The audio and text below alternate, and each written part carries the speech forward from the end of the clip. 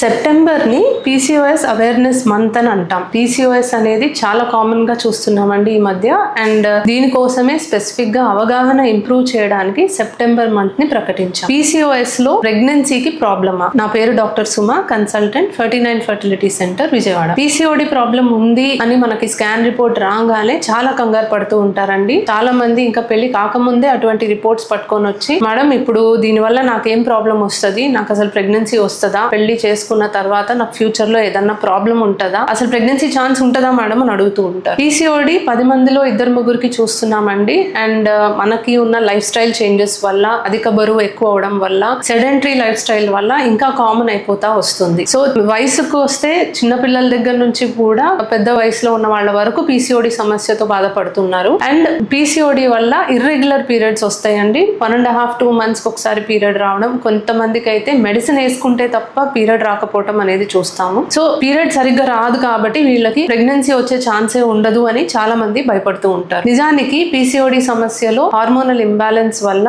అండాశయంలో ఉన్న ఎగ్ పెరిగి correct time కి విడుదల అవ్వదు కాబట్టి పీరియడ్ డిలే అవుతుంది. అండ్ డెఫినెట్లీ దీని వల్ల ప్రెగ్నెన్సీ ఛాన్సెస్ కూడా తగ్గుతాయి. సో నార్మల్ గా ప్రతి నెల ఆడవాళ్ళకి ఎగ్ రిలీజ్ అవ్వడం కాస్త 2 months ఒకసారి 3 months ఒకసారి రిలీజ్ అవ్వచ్చు, లేదా వాళ్ళకి అసలు రిలీజ్ అవ్వకపోవచ్చు PCOD సమస్య ఉంటే. సో ఆబ్వియస్లీ మనకి ఎగ్ అనేది రిలీజ్ అవ్వకపోతే ప్రెగ్నెన్సీ వచ్చే ఛాన్సెస్ ఆటోమేటిక్ గా తగ్గుతుంది. అదే మనకి ఒక 1 year లో 12 times పీరియడ్ వచ్చే వాళ్ళకి 12 times ఎగ్ రిలీజ్ అవుతుంది కాబట్టి ప్రెగ్నెన్సీ ఛాన్సెస్ బాగుంటాయి. అదే 2-3 months ఒకసారి వచ్చే వాళ్ళకి 2-3 months ఒకసారి రిలీజ్ అవుతుంది కాబట్టి ఆ టైంలో హస్బెండ్ వైఫ్ కలిసి ప్రెగ్నెన్సీ వచ్చే ఛాన్సెస్ డెఫినెట్లీ తగ్గుతాయి. బట్ అలా అని PCOD చాలా పెద్ద సమస్య, ఇది ఉంటే ప్రెగ్నెన్సీ రాదు అని అయితే కాదండి. హెల్దీ లైఫ్ స్టైల్ తోనే పీరియడ్ రెగ్యులర్ అయ్యి న్యాచురల్ గా ప్రెగ్నెన్సీ వచ్చే అవకాశం చాలా బాగుంటుంది. మోర్ ఓవర్ చిన్న ట్రీట్మెంట్ తోనే మనకి ఎగ్ పెరిగి రిలీజ్ అవడానికి మనం చేసుకొని ప్రెగ్నెన్సీ వచ్చేలాగా మనం ట్రై చేసుకోవచ్చు.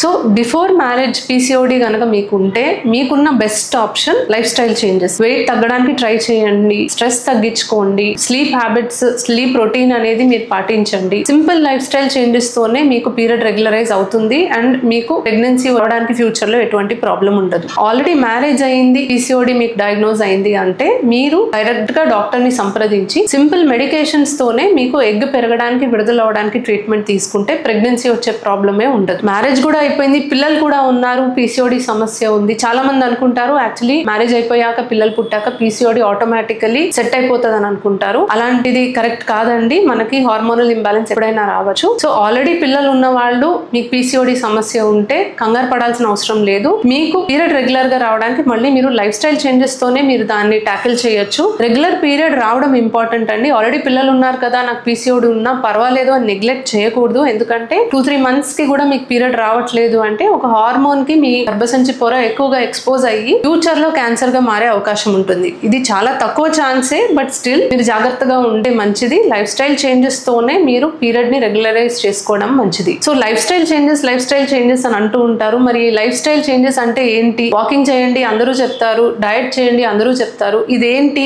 అనేది తెలుసుకోవడానికి నెక్స్ట్ వీడియో చూడండి. Thank you.